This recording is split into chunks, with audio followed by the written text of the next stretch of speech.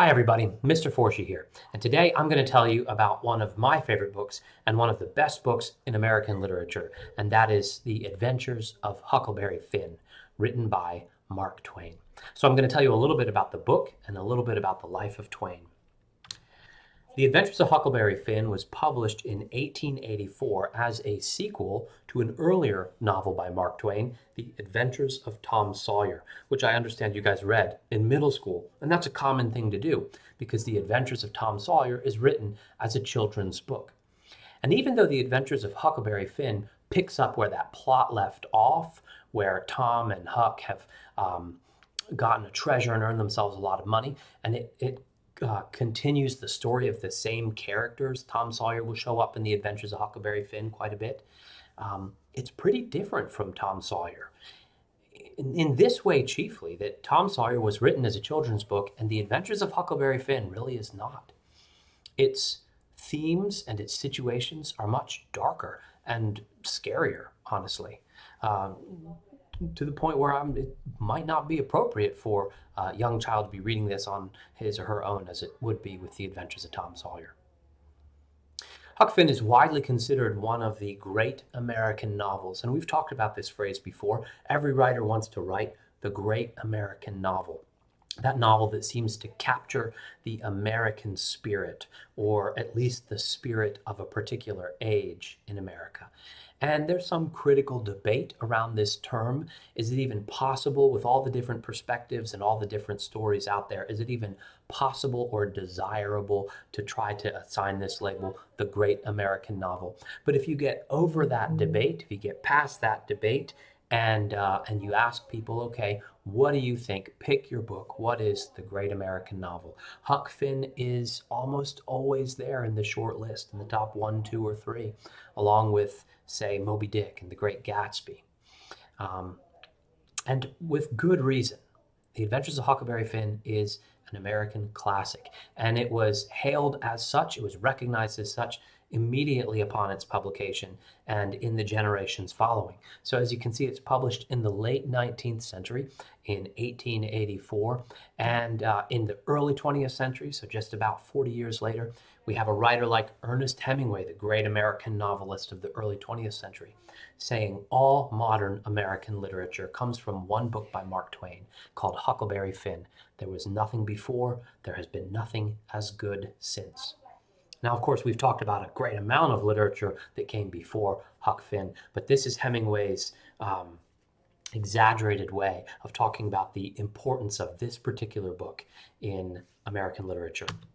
And we have two other writers of the early 20th century, the great essayist and satirist H.L. Mencken, who said that discovering The Adventures of Huckleberry Finn as a young man was probably the most stupendous event of my whole life.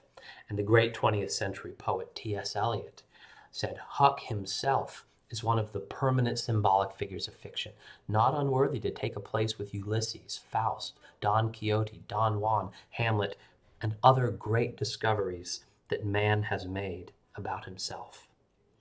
And praise for this book has continued into the 20th century.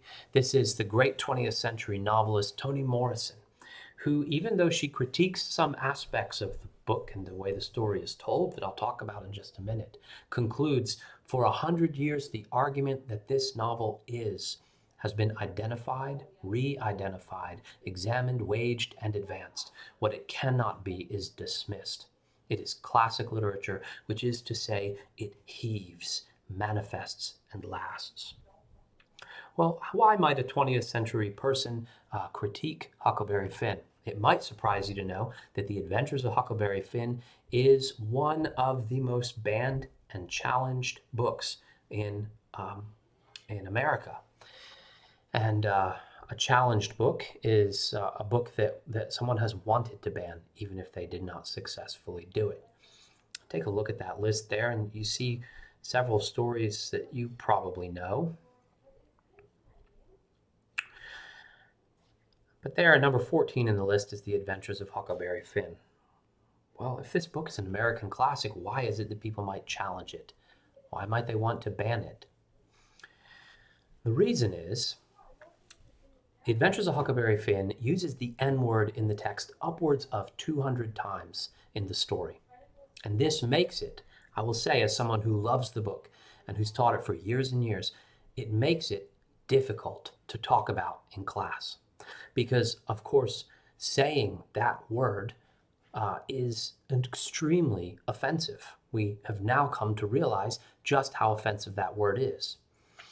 Maybe I'm giving white America too much credit, perhaps, in saying we've now come to realize, because I am sure that part of Twain's point in the way he uses the N-word throughout the Adventures of Huckleberry Finn is that if we didn't know all along, we should have. Mark Twain does not use the N-word so prolifically just on accident or just because it's the way that people talk, although as a realist author, that is important to him to capture the way that people actually speak.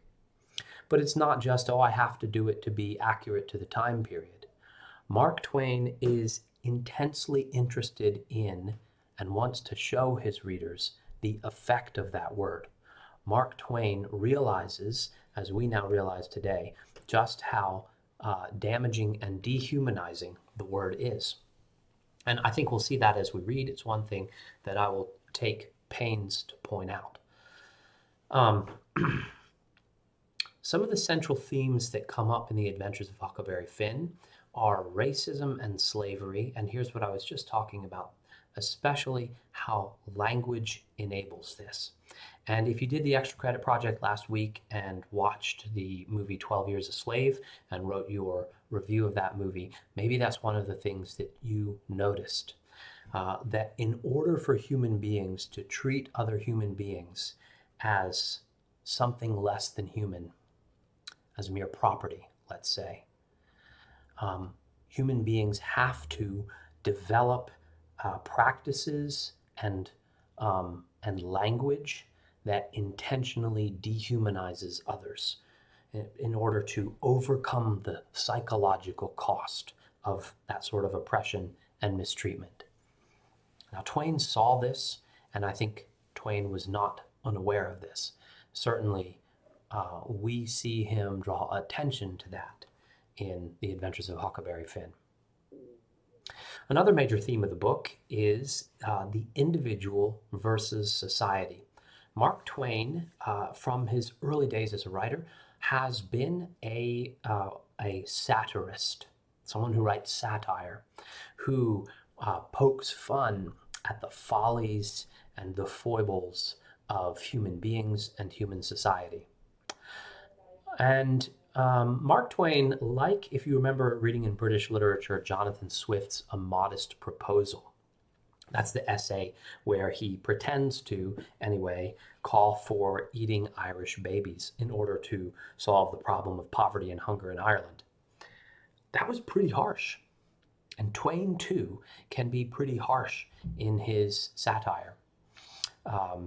His tone throughout the work is ironic, sometimes playfully so, but sometimes it gets quite bitter, even caustic. Caustic is a word meaning like acidic, like it just burns and eats away. He really lets the hypocrisy of a society that calls itself Christian and calls itself civilized, and yet engages in some very unchristian practices and uncivilized practices.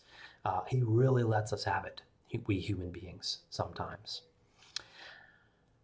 So the book pits the needs and desires of the individual versus the benefits and demands of living in community, of living in society. But it's not a one-sided view of that tension. Twain shows us the dangers of living outside the protection of a human society also. He shows us that human capacity for greed, fraud, and self-interest throughout the book. Some of the literary devices that I want us to note as we read, I've already mentioned Twain's ironic tone throughout the book. And remember, what that means is that you will be reading something and you're sure that the author intends something else, right? And I also want us to see the way Twain is a realist author. He's influenced by that literary movement that I talked about in my last lecture, realism. He seeks to capture American life as it actually is lived, not a romanticized version of it.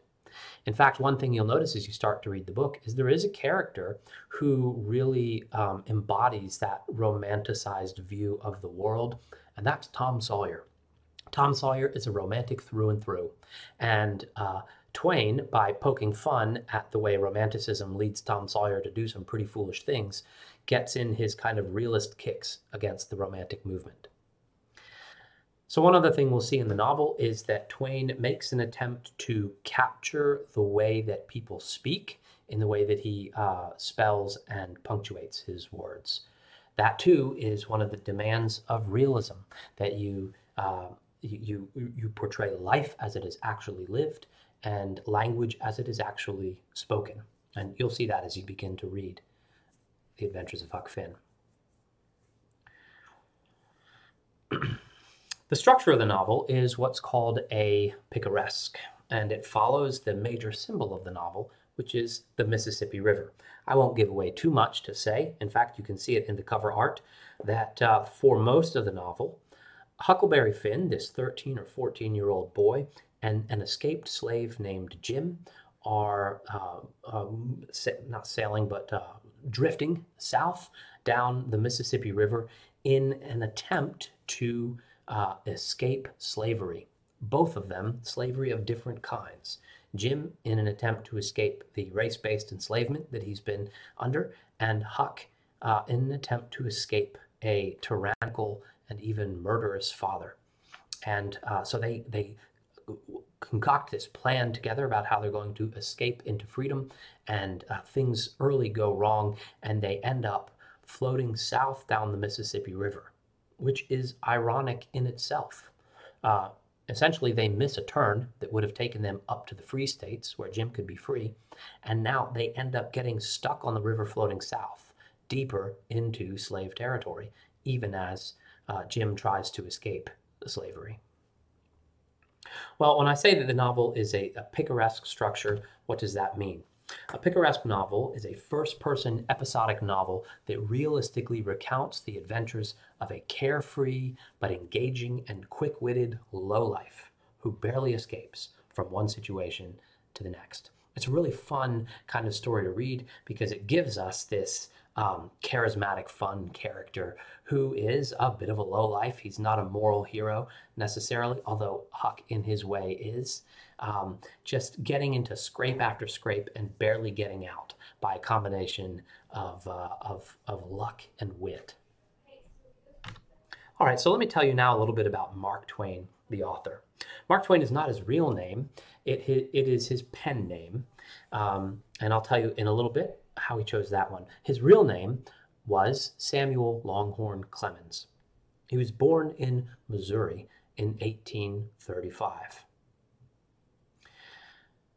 Samuel's father died when he was only 12 years old, and so he had to leave school to go to work to earn money for the family. At 18, his prospects had dried up, and he was headed actually all the way to South America, looking for a job opportunity there.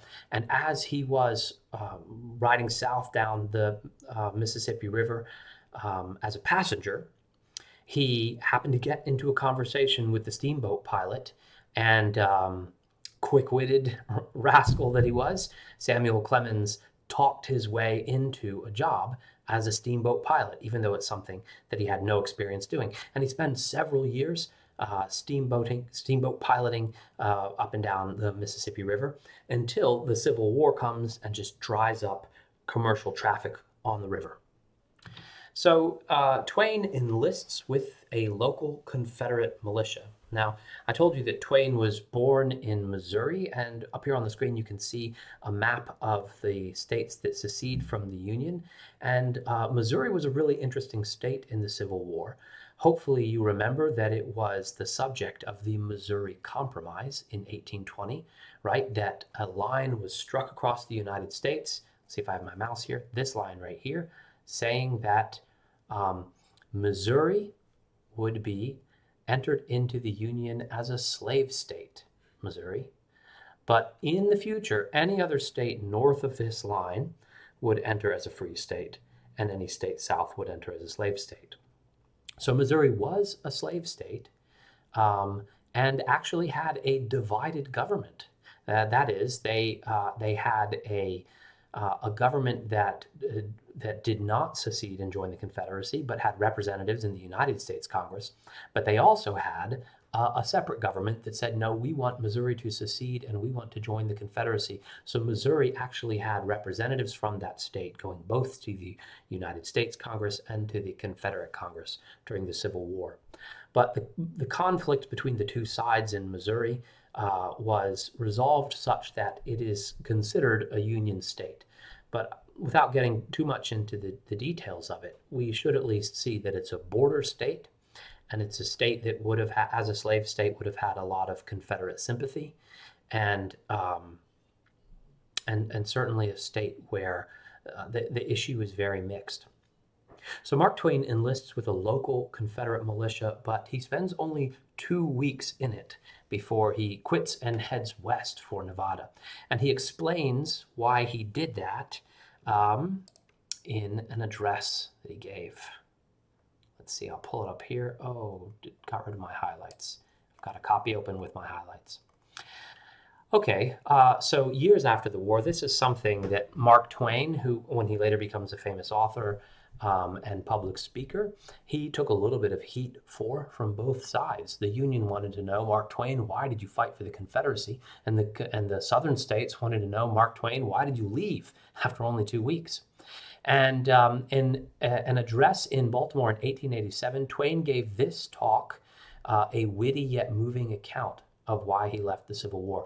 And I want to read much of it to you because it really captures Twain's style, his humor, his satire, and I think the way he uses that satire in service of a fundamental humanity, humane feeling.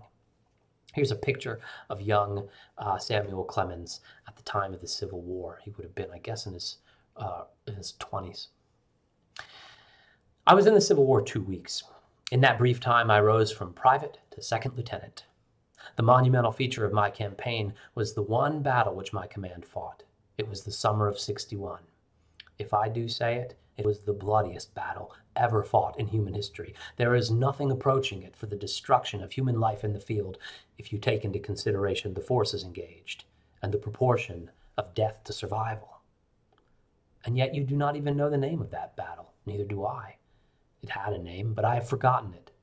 It is no use to keep private information which you can't show off. In our battle, there were just 15 men engaged on our side, all brigadier generals but me, and I was a second lieutenant. On the other side, there was one man. He was a stranger. We killed him. It was night, and we thought it was an army of observation. He looked like an army of observation. In fact, he looked bigger than any army of observation would in the daytime, and some of us believed he was trying to surround us, and some thought he was going to turn our position, and so we shot him. Poor fellow, he probably wasn't an army of observation after all, but that wasn't our fault. As I say, he had all the look of it in the dim light. It was a sorrowful circumstance, but he took the chances of war and he drew the wrong card. He overestimated his fighting strength and he suffered the likely result. But he fell as the brave should fall, with his face to the front and his feet to the field. So we buried him with the honors of war and took his things. So began and ended the only battle in the history of the world where the opposing force was utterly exterminated, swept from the face of the earth to the last man. And yet you don't know the name of that battle. You don't even know the name of that man. Now then, for the argument. Suppose I had continued in the war and gone on as I began and exterminated the opposing forces every time, every 2 weeks. Where would your war have been? Why, you see yourself, the conflict would have been too one-sided. There was but one honorable course for me to pursue, and I pursued it. I withdrew to private life, and gave the Union cause a chance. There now you have the whole thing in a nutshell. It was not my presence in the Civil War that determined that tremendous contest. It was my retirement from it that brought the crash. It left the Confederate side too weak. So there you see Twain with his characteristic humor and irony and humanity coming through. He's telling the story about how he and a gang of 14 other young men, and he starts out by saying, I was a second lieutenant, and then he says halfway through, they were all brigadier generals, and I was the second lieutenant, right? So he's low man on the totem pole, and they come across a man, a stranger, they shoot that man, and they take his things. And there's something about this experience that Mark Twain, ironically here, dresses it up in the kind of romantic, heroic language of war, right? When he says things like, he took the chances of war, he drew the wrong card, he overestimated his fighting strength, the sorts of things that a force might say about an opposing force. But of course, it's just a single man that 15 men shot, right? There was something about this experience that turned Twain, or Samuel Clemens at the time, away from that whole conflict. So he leaves and heads out for the Western Territories, to Nevada in particular. All right, let's see if I can get my, let me get my full screen back here. All right, so Twain moves to Nevada and tries his hand at a few things, at digging gold, works as a reporter for a while in Nevada. And it's there while he's working as a reporter and trying his hand at short stories that he takes the pen name, or nom de plume, means name of the writer, Mark Twain. And he takes that name from a steamboat term. So when he was a steamboat pilot, Twain would be two, and Mark Twain would be a way of saying, the marks on the rope that measures the depth of the river here, the marks on the rope, there are two of them. And each mark was a fathom apart, 6 feet apart. So that would be a way of saying the water here is 2 marks, 2 fathoms deep. So it's safe for the steamboat to come through this water. And so he takes the name Mark Twain and writes satirical pieces, stories for the newspaper, and also writes some short stories. It is the short story, The Celebrated Jumping Frog of Calaveras County, published in 1865, that earns Twain recognition and fame. His success as a writer leads to speaking engagements, and he becomes a public figure. He travels around the country, and he's known for his great wit and humor, and so people love to come out and listen to him speak. The 1870s and 1880s are his best decades, late in the 19th century. And notice that this puts him smack in the middle of the realist movement that I talked to you about earlier, right? Well, why are these his best decades? He married in 1870.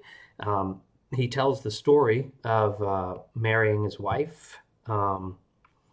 She rejected his first proposal. And maybe she did that because the first date wasn't up to her standards. I don't know. Their first date was they went to hear Charles Dickens speak at one of these public lectures together. So there you go, guys. If you're looking for dating tips, hearing a local author speak is a fun thing to do. Didn't work out so well for Mark Twain, though, at first anyway. She turned him down the first time. And Samuel Clemens said about this, I do believe that young filly has broken my heart. That only leaves me with one option, for her to mend it. And he persisted in pursuing her, and eventually in 1870, she did say, okay, I will marry you. The two married and moved to Connecticut and had a number of children. He'll go on to have 4. And there he is pictured. This is a picture from 1875 with his family at their house in Connecticut. And in these years, the 1870s and 1880s, he writes his best novels, including Tom Sawyer and The Adventures of Tom Sawyer and The Adventures of Huckleberry Finn, and another favorite of mine, A Connecticut Yankee in King Arthur's Court. This is one of the things I love about Mark Twain. He's a hilariously funny guy, and he is an equal opportunity satirist. He lets everybody have it. And as we read through Huck Finn, he is certainly going to let the kind of Southern aristocracy and supposedly religious society of the South, he's really going to give it to him on the chin with some of the practices that he describes there. But if you want to see him give the same treatment to that kind of can-do Yankee attitude, then read A Connecticut Yankee in King Arthur's Court, which is a really funny book in its own right, too. So Twain does very well as an author and speaker and is well off, but not very good with money. He makes several investments that fail, and the one I have pictured here in particular is he invests in this picture in the top left is a mechanical typesetting machine for printing off large volumes of books and papers and things called a page compositor. And there were two technologies that were competing at the time for which would be the standard setter for how to print books and newspapers. Would it be the page compositor or this newfangled machine called a linotype that has this keyboard right here where you can punch out the letters?